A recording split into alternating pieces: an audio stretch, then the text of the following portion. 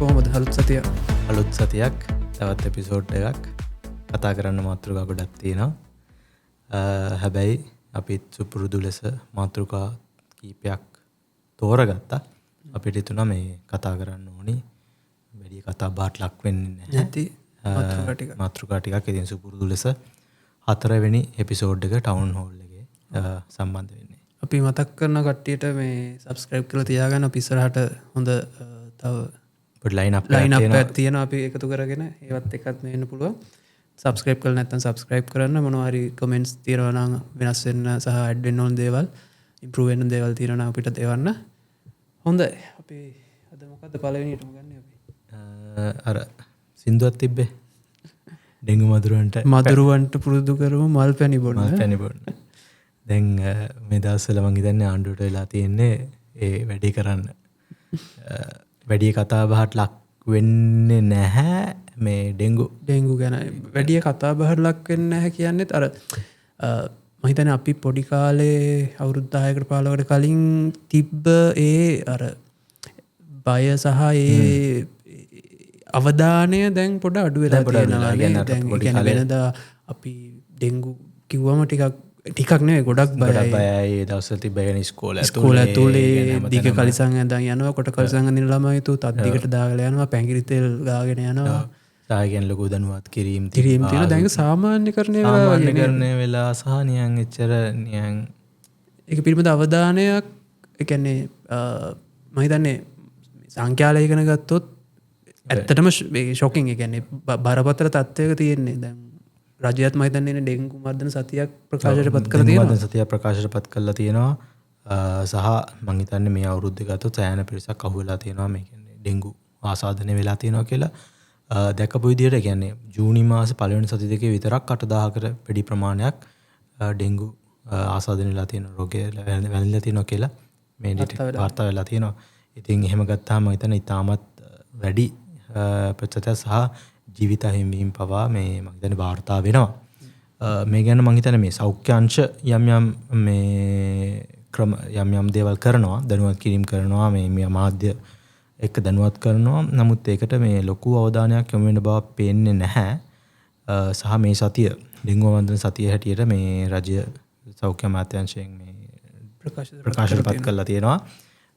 ඉතින් ඒ ඩෙංගු ගැන කතා කරද්දී මම හිතන්නේ ඒ අපිට හැම අවුරුද්දම මේ ඩෙංගු කතා තියෙන පොඩි කාලේ ඉඳන් ඩෙංගු ඉඳන් මේ මෝසම් වර්ෂාව පටන් ගන්න කාලේ වෙද්දී මොකද මම හිතන්නේ අර පෑවිල්ල තිබිලා එකපාරට වතුර මේ එකතු වෙනවත් එක්කම ඩෙංගු කීටයන් මදුරුවන් මේ වෙනවා. සහ මේකේ අපිට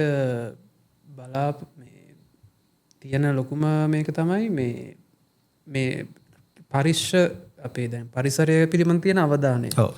දැන් මම හිතන්නේ දැන් ඩෙංගු මර්ධන වැඩසටහනක් කරලා තියෙනවා. ඒකෙදී දිස්ත්‍රික්ක 14ක 8 වෙනිදා පහුගිය 8 වෙනිදා නම් කරපු එකක වාර්තාව නිකුත් කරලා තියෙනවා. ඒකේ පරිශ්‍ර කියන්නේ 126ක දැන් 97871ක් පරිශ්‍ර පරීක්ෂා කරලා තියෙනවා.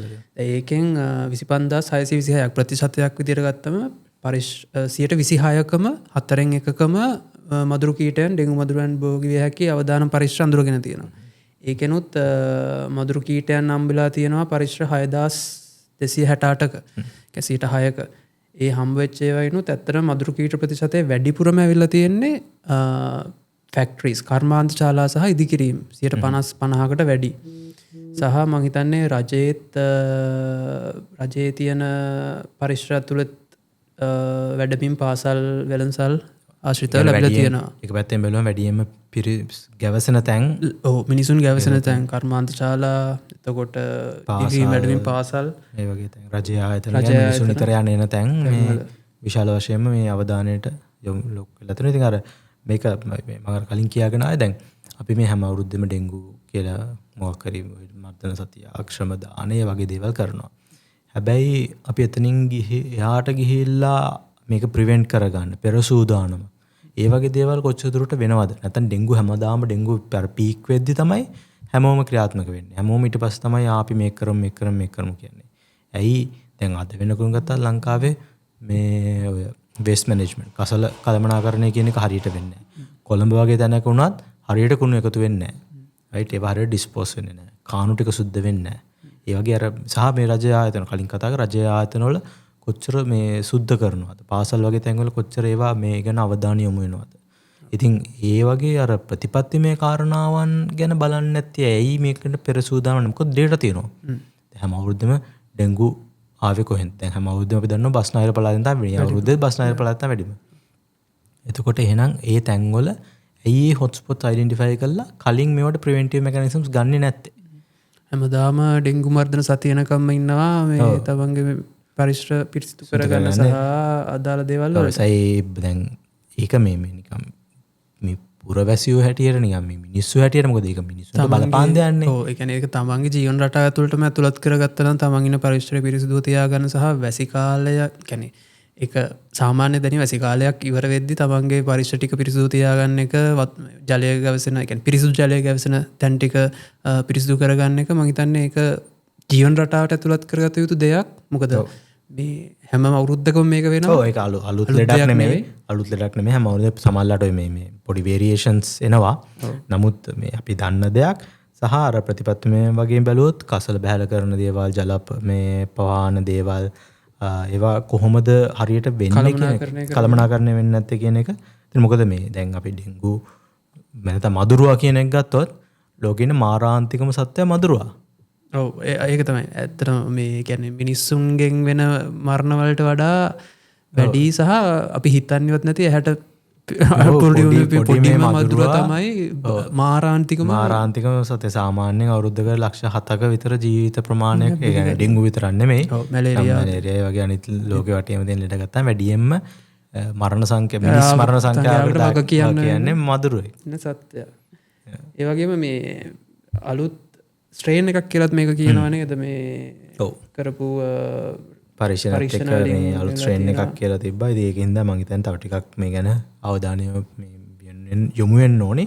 මේකේ මේ පොසිටිව් නිවුස් එකක් තිබ්බා මේ බ්‍රසීලිය ආශ්‍රිත මේ වැක්සින් එක. අලුත් වැක්සින් මම දැක්කා මේ ලංකාවේදීත් ඒක කියන්නේ පරීක්ෂණයට කරන්න යනවා කියලා ගිය සතියේ වගේ නිවුස් එකක් ඇවිල්ලා තිබ්බා. නමුත් අද ඒත් එක්ක මේ සතියේ වාර්තා වුණා මේ බ්‍රසීලයේ මේ වැක්සින් එක නැවැත්තුවා කියලා මේ මරණ දෙකක්ද කොහෙද වාර්තා වෙලා තව ටිකක් නෙගටිව් ඉම්පැක්ට්ස් ඇවිල්ලා තියෙනවා කියලා මේ වැක්සින් එක මේ දැනට తాවකාලිකව පෝස් කරලා තියෙනවා කියලා තව පරීක්ෂණ කරනකම්.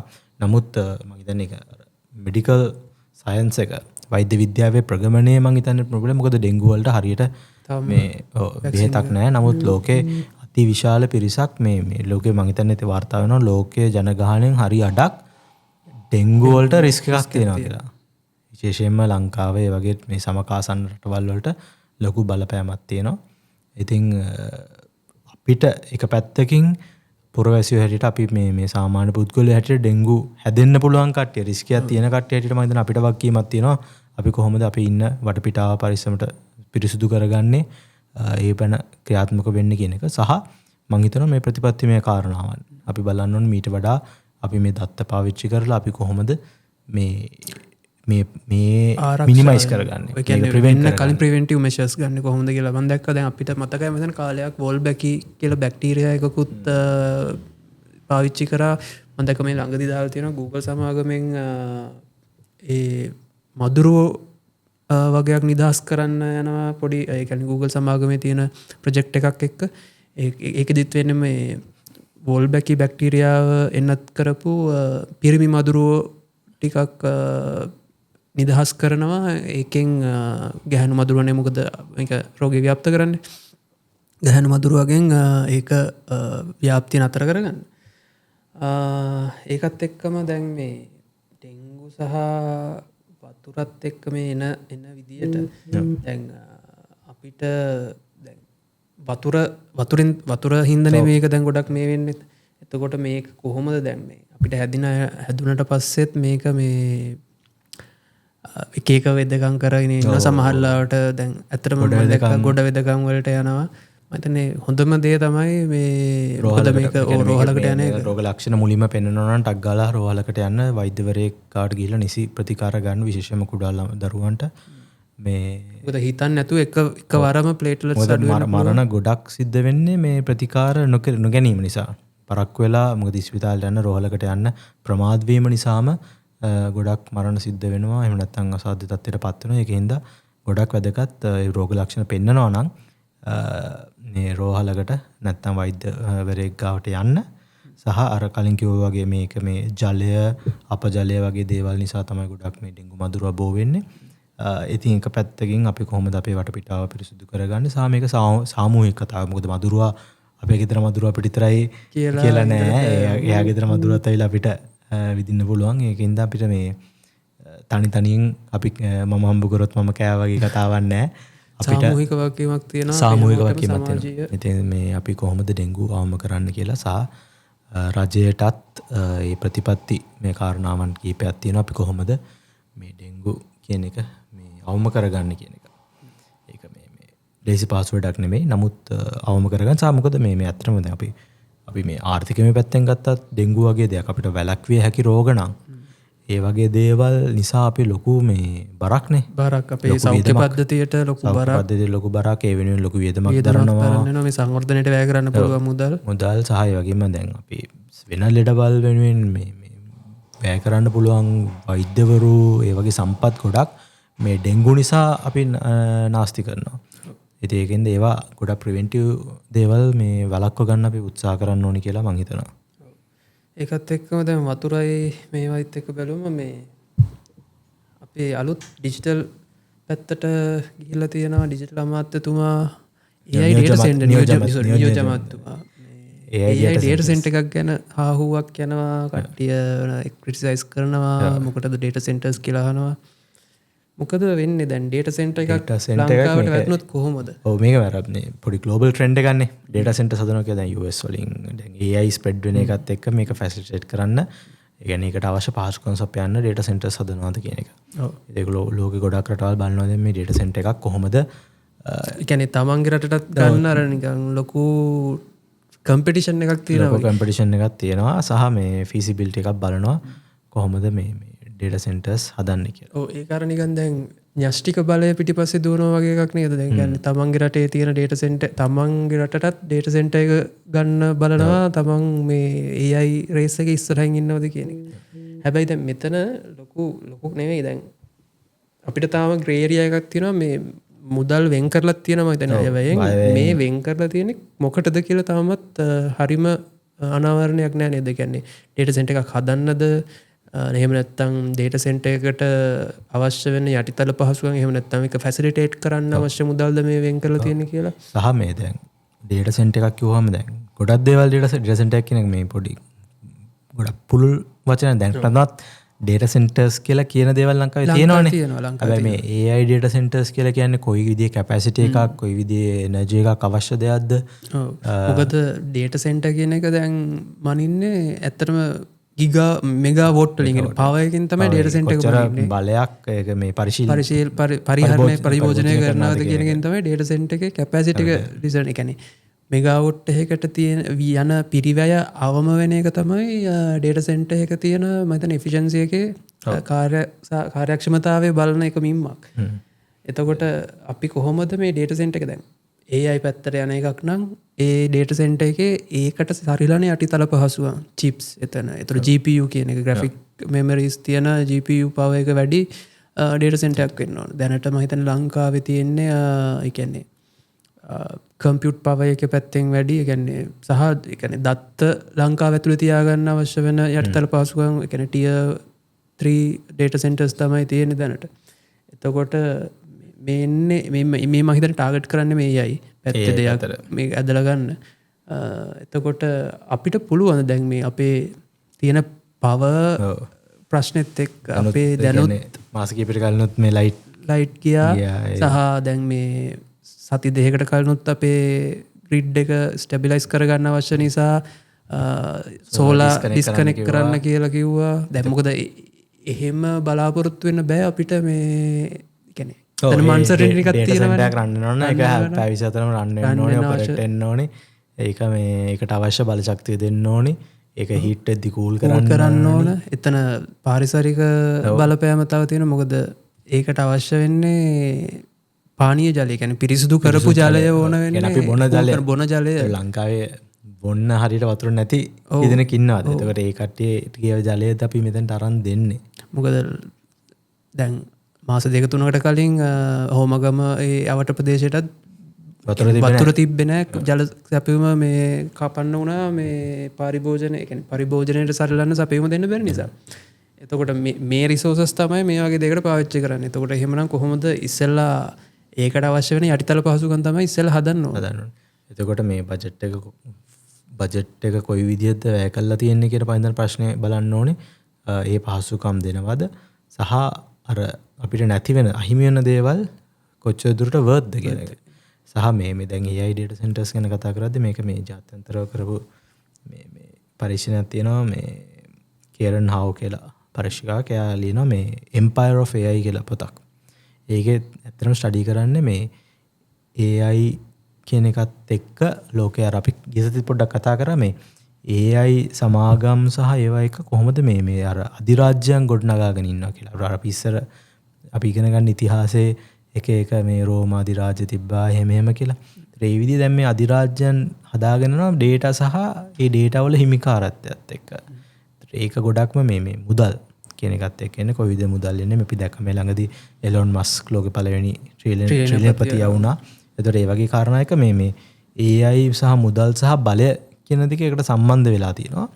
එතකොට මේ පරීක්ෂණයේදී නැත්නම් පොතේ ඔප්පු වෙලා තියෙන සාධකය තමයි AI නිසාම මේ වාසිය ලබන්නේ අර සුළු කොටස.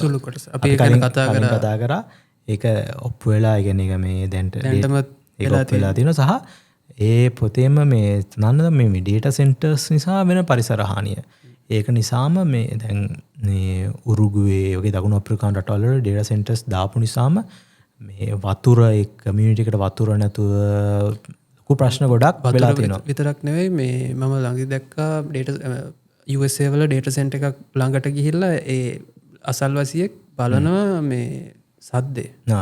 තියෙන මේ ඩෙසිබල් 50-60 යනවා. ඒ කියන්නේ ඒක එකවරකට කමක් නැහැ. නමුත් ඩෙසිබල් 50-60 දිගටම පැය 24ම තියෙනවා. ඒක ඇවිල්ලා ලොකු සත්තුන්ට මිනිස්සුන්ට හිතන්නකො තමයි කියන්නේ සෞඛ්‍ය වශයෙන් තියෙන ලොකු හානියක්. ඉතින් ලංකාව කොහොමද මේ දේවල් බලන්නේ සහ මේකේ මේ තව එකක් තමයි දැන් මේ ලේබර් කියන්නේ දැන් මේක ලංකා කියන්නේ මේ ඩේටා සෙන්ටර්ස් හදලා මේ ඩේටා සෙන්ටර්ස් හදන්න දැන් ලංකාවට ලොකුවත්කමක් නැහැනේ. ඒකට මේකට ආයෝජනයක් එන්න ඕනේ ලොකු විදේශ සමාගමකින්. එතකොට ඒ ටෙක් කම්පැනි එකකින් ආයෝජනය ආවහම අපිට කොච්චර දුරට බෙනිෆිට් එකක් එනවද? ඔව් මොකද මේක ජොබ් ජෙනරේට් කරන්නේ නැහැ. ජොබ් ජෙනරේට් කරන්නේ නැහැ. තියෙන ජොබ් ටිකත් එක්ස්ප්ලොයිට් කරනවානේ. ඒ ටිකත් එක්ස්ප්ලොයිට් කරනවා. ඊට පස්සේ මේකෙන් වාසිය යන්නේත් පිටරටකට නම් අපි අපේ වතුර ටිකයි අපේ එන්වයරන්මන්ට් එකයි අපිට ජීවත් වෙන්න තියෙන පරිසරය මේ සියලුම දේවල් ටික නැති කරලා අපිට මොකද්ද ලැබෙන්නේ? ඉතින් ඒක මං හිතන්නේ කියන්නේ ඊට වඩා එපා කියන එක නෙමෙයි. ඊට වඩා අපිට ලාභද වෙන තැනක තියෙන එකකට අපි ඉන්වෙස්ට්මන්ට් එකක් කරලා හරි එකෙන් ගන්න එක. දැන් අපේ රටේ දත්ත අපේ රටේ තියෙන්න ඕන කියලා එහෙම මම හිතන්නේ පොලිසි එකක් දැනට තියෙනව නේද? එතකොට ඒකට අවශ්‍ය ටික විතරක් අපි මේව කරගෙන අපේ දැන් AI workload අපේ තියෙන දත්ත ටික තියාගන්නත් දැනට යම් දැනට තියෙනවා. අනික තමයි කියන්නේ ඒ කියන්නේ ඒ අවශ්‍ය දෙයට AI data center එකක් අවශ්‍ය නැහැ. මේක මං හිතන්නේ කියන්නේ අපේ රටේ දත්ත අපේ රටේ තියාගන්න කියන එක නෙමෙයිනේ. ඊට එහාට ගිහිල්ලා මේ AI කියන දේවල් එක්ක ඉන්වෙස්ට්මන්ට් ගේන්න ඉකොනොමික් කතාවක් නියෝජ්‍ය මැතිතුමා කියන්නේ. ඉතින් ඒක පාමර කියනවට වඩා මේ ගැන පොට්ටක් ඒ කියන්නේ අපි බලන්න ඕන අපි ඔපචුනිටි කොස්ට් එක කොච්චරද කියලා බලන්න වෙනවා සහ අපිට මේක සක්සස් කරන්න පුළුවන්ද සහ අපි ඊට වඩා ඔල්ටර්නේටිව්ස් තියෙනවා සහ අපි දැන් මේ සර්විස් එක දෙනවා නම් අපිට පුළුවන් ද වෙන රටවල් එක්ක කම්පීට් කරන්න. අපේ කොස්ට් එක අඩු වෙනවද? ඔව් රීජන් එකේ අඩුම තියෙන වියට්නාම් වල කියන්නේ බලන්නේ ගිගා කියන්නේ මෙගාවොට් එකකට කොච්චර ඉන්වෙස්ට්මන්ට් එකක් කරන්න ඕනද? ඒතර ඒකෙන් තමයි දැන් ඒකෙන් තමයි අපිට මේ සර්විස් එක දෙද්දී දෙන ගාණ තීරණය කරන්න පුළුවන්. දැන් අපිට වඩා අඩු පිරිවැයකට අපේ රීජන් එකේ මේ අපේ තියෙනවා සිංගප්පූර්, ඉන්දියා, ඒතර සෙන්ට්‍රල් ඉන්දියා ඒ රීජන්ස් වල තියෙන ඩේටා සෙන්ටර් වලින් ඒක සර්ව් කරන්න පුළුවන් නම් අපේ එක ලංකාවේ දැන් උදාහරණයකට එතකොට ඉතින් ලංකාවේ ඉන්න අයවත් අඩුම ගානේ ලංකාවකින් ප්‍රයෝජනයක් ගන්න නැති වෙන්න පුළුවන්. ඔව්. ඒක අපි වුණත් ඒතර අඩුත් වෙන අපි වුණත් ලාඩු එකනේ බලලා යන්නේ. සහ එතකොට මේ අනිත් පැත්තෙන් වෙන්නේ එතකොට අපි ඉන්වෙස්ට්මන්ට් එකක් කරලා ඩේටා සෙන්ටර් එකක් හදලා අපිට අන්තිම ලොකු ආදායමක් එන්නේ නැහැ. අපිට අනිත් පැත්තෙන් දැන් අපි පරිසරයේ වගේ දේවල් ගත්තාම අපිට ඇත්තටම දැන්ට ලොකු ආදායමක් හදන තැන්නේ. පරිසර ඇත්තටම මේ ටුවරිසම් පැත්තට පරිසරයෙන් තියෙන ඒ ලොකු ඉන්ක්‍රැක්ෂන් එක ලොකු ඉන්කම් එකක් යනවා. ඒකට ඒ ටිකත් අපි අහිමි කරගෙන මේකට ඉන්වෙස්ට් කරනවා. මේ සම්බන්ධයෙන් නිසි ප්ලෑන් එකක් සහ මේ ඇනලිසිස් එකක් කරලා තියෙනවද? මේක ඇසස්මන්ට් එකක් කරලා තියෙනවද? එන්වයරන්මන්ට් එකට මොකද වෙන්නේ? අපේ ඉකොනොමි එකට මොකද වෙන්නේ? සහ මේ කියන්නේ AI data centers හදනවා කිව්වට ඒක ඇත්තටම මොකද්ද? මොන විදිහේ data center එකක්ද හදන්නේ? කවුද ඒකට ඉන්වෙස්ට් කරන්නේ? අපේ බජට් එක මොන විදිහටද වැය කරන්නේ? සහ කොහෙද? මොන කමියුනිටි එකට කොහේ රටේ කොයි පැත්තද මේක ඉම්පැක්ට් වෙන්නේ කියන එක මම හිතන්නේ බලන්න වෙනවා. ඉතින් කියන තරම් ලේසි නෑ. ඉතින් ඒ ඔක්කොම බලලා ඒකට නිසි විසඳුමක් සහ විනිවිදභාවයක් එක්ක ප්ලෑන් එකක් එන්න ඕනේ. මිනිසුන්ට කියන්න ඕනේ මේක තමයි වෙන්නේ, මේක තමයි ඩේටා සෙන්ටර් එකක් කියන්නේ. එතකොට අපිට දැන් අපි ඇත්තටම අඳුරතපත ගන්නවානේ. අපි මේ කතා කරද්දිත් අපි දන්නේ නැහැ මොන විදිහේ ඩේටා සෙන්ටර් එකක්ද දෙන්නේ. මොකක්ද ඒකෙන් වෙන්නේ? සමහර විට ප්ලෑන් එක තියෙන්නේ ඩේටා සෙන්ටර් එක ගෙනල්ලා වඩා කැපැසිටි බිල්ඩ් කරන එකද දන්නේ නැහැ. ඒක මම හිතන්නේ අපිට මේ හරියට ක්ලියර්ලි මේ කමියුනිකේට් කරලා තියෙනවා නම් මොකද්ද ප්ලෑන් එක? මොකද්ද ඉන්වෙස්ට්මන්ට් වෙන්නේ? කවුද ඉන්වෙස්ට් කරන්නේ? ඊට පස්සේ කොයි විදිහේ කොස්ට් එකක්ද? මොකක්ද ඒක ඔපචුනිටි කොස්ට් එක කියන එක මේ ඇසස්මන්ට් එකක් එක්ක ඒවා මං හිතන්නේ කියන එක වැදගත්. ඔව් ඒකයි දැන් තව අන්තිමට අපි කිව්වොත් දැන් ලොකු ප්‍රශ්නයක් තියෙනවා මේ AI කියන එක බබල් එකක් වගේ එක්ස්ප්ලෝඩ් වෙයිද කියන. .com බබල් එක වගේ. එහෙම වුණොත් ඇත්තටම මේ ඉන්වෙස්ට්මන්ට් එක අපරාධයි.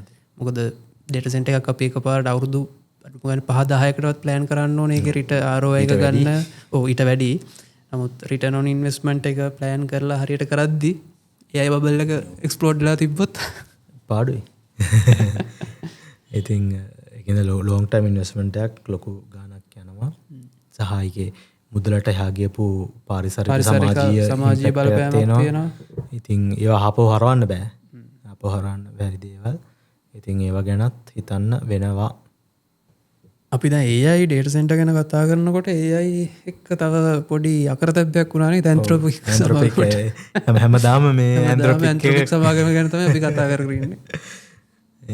ඉතින් මම දැන් බලන කට්ටිය ඇන්ත්‍රොපික් ගැන දැන් දන්නවා. අපිත් එක්ක බලන අය මේ ඇන්ත්‍රොපික් සමාගම ඔය ක්ලෝඩ් AI එක දාන එක දැන් මේ පාර ඉතින් අපි ගිය සතියේ කතා කරා මේ AI වලට rules and regulations policies අඳුරලා දෙන්න කියලා ඇන්ත්‍රොපික් සමාගමම කියනවා ගවර්න්මන්ට්ස් වලට කම්පැනිස් වලට පෝස්ට් එකක් එන්න ඕනි සහ යාලා ඉන්ට්‍රොඩියුස් කරා මයිතොස් කියලා එකක් ඒක යාලා ලිමිට් කරා.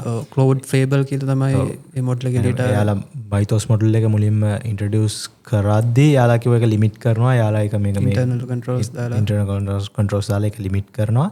ඊට පස්සේ යාලා ඒක publicly accessible වෙන්න ඕනේ කියලා Fable 5 කියන මොඩල් එක තමයි එළියට දැම්මේ.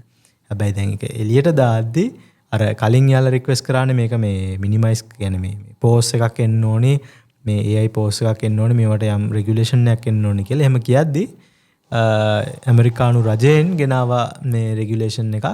ඇතරම මේකට දවසක් ගියෙත් නෑ පැය ගානක් ඇතුළත මේ software එක කියන්නේ මේ AI මොඩල් එක මයිතොස් සහ Fable 5 කියන මේ මොඩල්ස් දෙක මොඩල් එකෙන් තමයි හදපු access points දෙක මේ ඇමරිකාවෙන් පිටයට තුලිම සහ එතන ඒගොල්ලෝ ස්පෙસિෆිකලි දාලා ඇමරිකාවේ ඇතුලේ සිටින විදේශිකයන්ටත් බෑ කියලා. ඇමරිකන් සිටිසන්ස්ලා විතරයි. ඉතින් මේ ඒක දැන් අපි මේක ඒ කතාවත් එක්ක අපි කලින් එපිසෝඩ් වල කතා වුණානේ. දැන් මේක කොහොම දැන් AI වල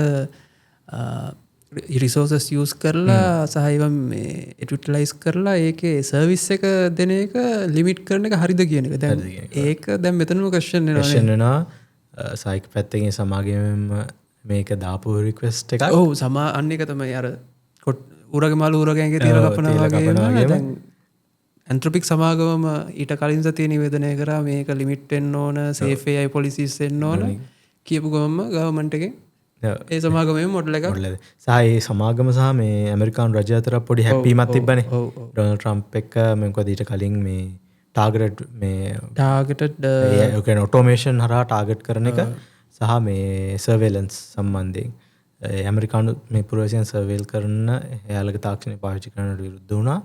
ඒ කන්ට්‍රක්ට් එක අයින් කළා ඕපන් AI ගියා ඒ කන්ට්‍රක්ට් එකට. දැන් එහෙම ගත්තාම එක පැත්තකින් හිතනවා මේ ඇමරිකානු රජය පොඩ්ඩක් ටාගට් කරනවාද කියලාත් හිතෙනවා.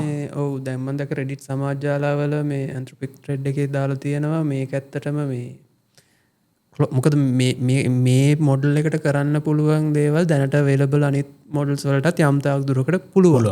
එතකොට දැන් මේ බලපෑම එන්නේ ඇත්තටම පෙන්ටගනේ හැක් කරන්න පුළුවන් වෙයි කියලානේ සාමාන්‍ය කෝඩින් වත් බැරි කෙනෙක්ට පෙන්ටගනේ හැක් කරන්න පුළුවන් වෙන වගේ ලෙවල් එකක් කියලානේ මේ බය එන්නේ. නමුත් දැන් ඒ thread එක ඇතුලේ යන්නේ මේක ඇත්තටම මීට වඩා එහා ගියපු ඉකොනොමික් බෙනිෆිට් එකකට කරපු දෙයක්ද කියලා. මොකද OpenAI එක IPO එහෙම නැත්නම් publicly list කරන්න යනවා. ඒ වගේම Anthropic එකත් publicly list කරන්න යනවා. ඒතර ගිය සතියේ SpaceX එකේ ඒ listing එක තිබ්බා. හැබැයි ඔය AI සමාගම් අතරින් බැලුවම Anthropic තමයි දැනට සාමාන්‍යයෙන් ටිකක් හොඳට ඇඩ්වාන්ස්ම සහ ඉදිරියෙන් ඉන්නවා OpenAI එකට වඩා. දැන් මේක වළක්වන්න මොකද එතනදී ලොකු ගවර්න්මන්ට් එකෙන්ම කරපු දැන් ඒ සමාගම කරපු ඉනෝවේෂන් එකක් අකුල්ලා ගන්නවා. එතකොට ඉන්වෙස්ටර්ස්ලා කොහොමද මේක දිහා බලන්නේ? ඉස්සරහටත් මේ වගේ සෑන්ක්ෂන්ස් එයිද? එතකොට මේක නවත්තන්න ගත්ත පියවරක්ද? මොකද ඒ සමගාමීවම තමයි SpaceX එකේ ඩොනල්ඩ් ට්‍රම්ප්ගේ යාළුවගේ එලන් මස්ක්ගේ ට්‍රිලියනපතියෙක් වෙච්ච IPO එක උනේ. එතකොට ලොකු හාහුවක් යනවා මේක ඇත්තටම මේ මොඩල් එකේ තියෙන දෙයකට නෙවෙයි මේක පිටිපස්සේ ලොකු ඉකොනොමික් බෙනිෆිට්ස් ගන්න දෙයක් තියෙනවා කියලා. එනර AI සහ බලය සහ මුදල් අනිවාර්යයෙන් මේ කාරණාව ආයිත් මතුවෙනවා. සහ මේක දැන් අර මේ Anthropic සමාගම මේ විදිහට සීමා කිරීම හින්දා දැන් අපි දැකපු දෙකක් තියෙනවනේ මේ AI power houses හැටියට ඇමරිකාව සහ චීනයනේ ප්‍රෝග්‍රස් වෙන්නේ. චීනය කොහොමත් යම් සීමිත නෙමෙයි නමුත් ඒක පොඩ්ඩක් වැහිලා තියෙනවානේ. ඒක ගොඩක්ම අපි පොදුවේ දන්නේ මේ ඇමරිකානු softwares. ඒ කියන්නේ DeepSeek වගේ දෙයක් කරුණාම ප්‍රබලව තියෙන ඇමරිකානු සමාගම් චීනයේ දේවල් චීනයේ ආශ්‍රිතව සහ ඒ සීමිත ප්‍රදේශයක ඇතුළත පාවිච්චි කරනවා. DeepSeek Qwen Kimi නම් මොඩල්ස් ටිකක් තියෙනවා එළියට දාපු සහ මේ ඔය ඇත්තටම DeepSeek එක තමයි ලොකු පෙරලියක්. මොකද එතෙන්දි තමයි OpenAI සහ අනිත් සමගුත් දැනගත්තේ නෑ අපිත් මේකේ රේස් එකේ පොඩ ඉස්සරහින් ඉන්න ඕනේ කියලා. එතකොට දැන් අපි චීනය සහ ඇමරිකාවට ඕක ලිමිට්ලා තියෙන AI රේස් එක දැන් ඇමරිකාවෙන් එයාලගේ තියෙන අලුත්ම නැත්නම් ඇඩ්වාන්ස්ම මොඩල්ස් එළියට දෙන්නේ නැත්නම් අනිත් රටවලුත් ඔයාලට ඉන්වෙස්ට් කරන්න පටන් ගන්නවා. ඒ කියන්නේ රටවල තියෙන සමාගම්. ඔව්. ඒත් ඕක දැන් ඊට කලින් ඒතකොට යුරෝපයේ ඒ වගේ රටවල් වල තියෙන සමාගම් මේ සර්විසස් යූස් කරා. මෙයාලා මේ සර්විසස් එයාලා ඩෙවලොප් කරන්න පටන් ගන්නවා අර ඇක්සස් නැති වුනහම. ඒක ඇමරිකාවටම ලොන්ග් ටර්ම් එකේ යම් පාඩුවක් වෙන්නත් පුළුවන්. මොකද මේ අනිත් සමාගම් අපි කියන තුන්වෙනි පාර්ශවයන් හැටියට මේවා පාවිච්චි කරපු ටෙක් රිලේටඩ් කම්පැනිස් වලට ලොකු ඔපචුනිටි එකක් තියෙනවා මේ තමන්ගේම AI මොඩල්ස් දියුණු කරගන්න chance එකක් සහ හේතුවක්. එයාලා මෙච්චර කල් අර සර්විසස් පාවිච්චි කරපු අයට මේවා ලිමිට් කරද්දී මේ ඉන්වෙස්ට්මන්ට්ස් වලට යන්න chance එකක් තියෙනවා. ඉතින් ඒකේ හොඳ පැත්ත තමයි මේ AI කියන එක දැනට සෙන්ට්‍රලයිස් වෙලා තියෙනවා බයිපෝලර් තැනක. ඇමරිකාව සහ චීනෙන් එතනින් එහාට මේ පොඩ්ඩක් ඩිසෙන්ට්‍රලයිස් වෙන්න පුළුවන් යම් දුරකට තව ඉන්වෙස්ට්මන්ට් ගියොත් වෙන රටවල් වල සමාගම් සහ ඉන්ෆ්‍රාස්ට්‍රක්චර් එක AI දිනුනොත් ඒක සම්බන්ධ වෙනවා අපි කලින් කතා කරපු data centers කොවිදද බලපාන්නේ කියන එක. දැන් data centers ගැනත් කතා කරද්දී AI වලටම යන data centers තමයි දැන් ලොකු මේකක් කියන්නේ. මේ global market එක බැලුවොත් RAM වල prices වැඩි මේ data centers අවශ්‍ය නිසා RAM prices එතකොට NVMe memory වල prices ගොඩක් වැඩි වෙලා තියෙනවා මේ data centers වල තියෙන infrastructure hungry එක. ඒ කියන්නේ ඒ demand එක සහ supply එක අතර තියෙන මේ ප්‍රශ්න නිසා. එතකොට ලොකුවටම මේ supply chain risk එකත් ඉස්සරහට බලපාන්න පුළුවන් සහ මේ data centers වෙත තියෙන අවධානය හින්දාම GPU price කියන්නේ generally මේ infrastructure වල තියෙන prices වැඩි වෙන්න පුළුවන්. වැඩි වෙනවා. එතකොට ආයිත් බලන්න වෙන්නේ කොහොමද මේ AI ඉන්නේ කොහොමද policy කියන එකට යන්නේ. ඒක දැන් Anthropic වලට තහනමක් දැම්මා. එතකොට අපේ වගේ රටවල් වල data centers හදනවා. ඒතර පරිසර හානියක් වෙනවා. ඒකෙන් benefit එක ගන්නේ කාටද? ඒ බෙනිෆිට් එක කොයි විදිහට මොඩරේට් වෙන්නේ සහ මේ ගෝලීය වශයෙන් මේවා ගවර්න් කරන්න පරිපාලනය කරන්න ෆ්‍රේම්වර්ක් එකක් තියෙනවද?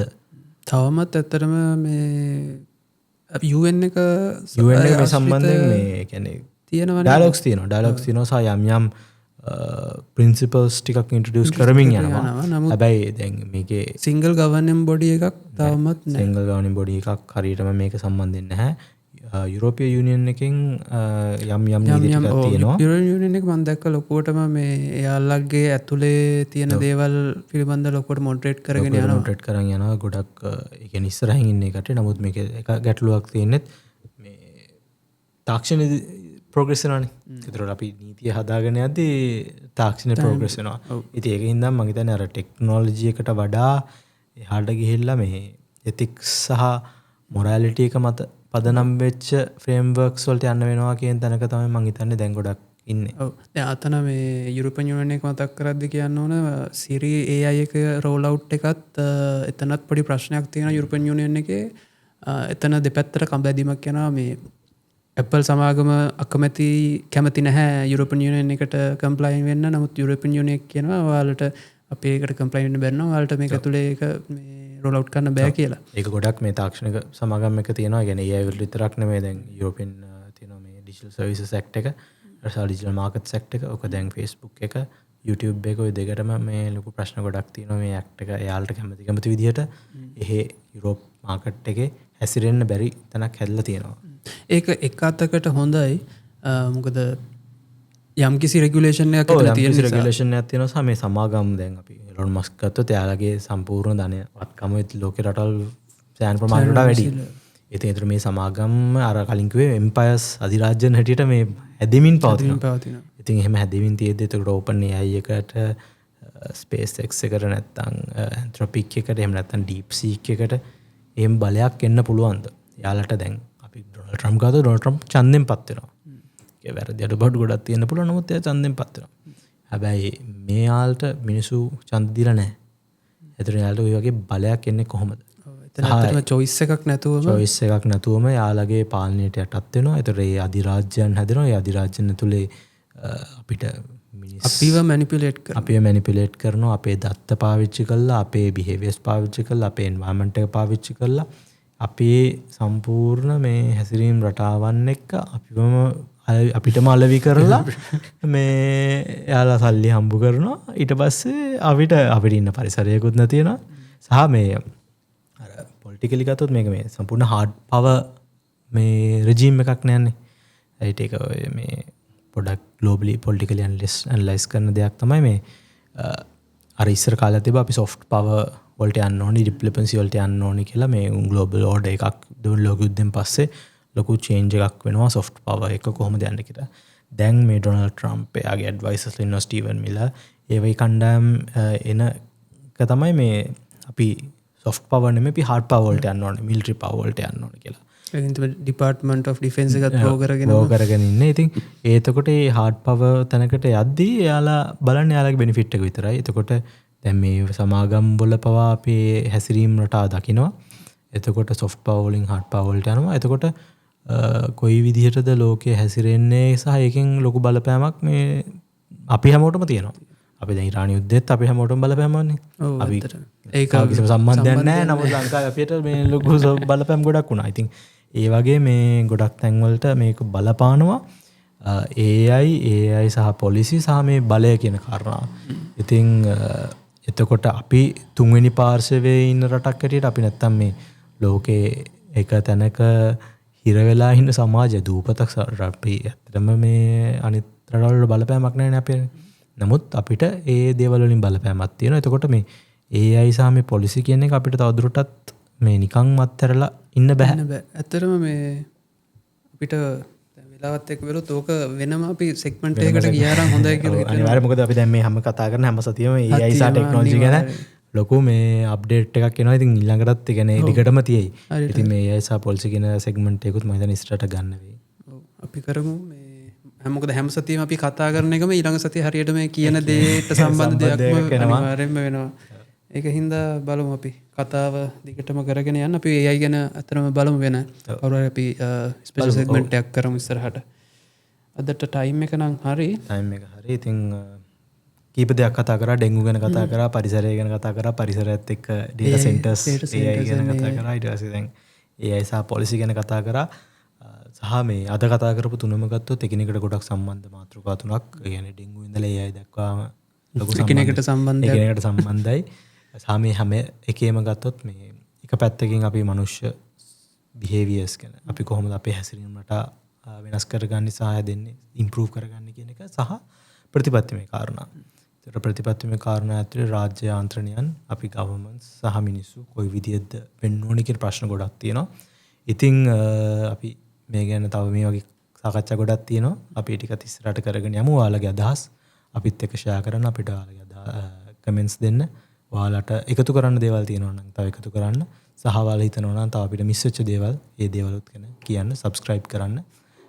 අපි ආයිත් මේ වගේ එපිසෝඩ් එකකින් හම්බ වෙමු.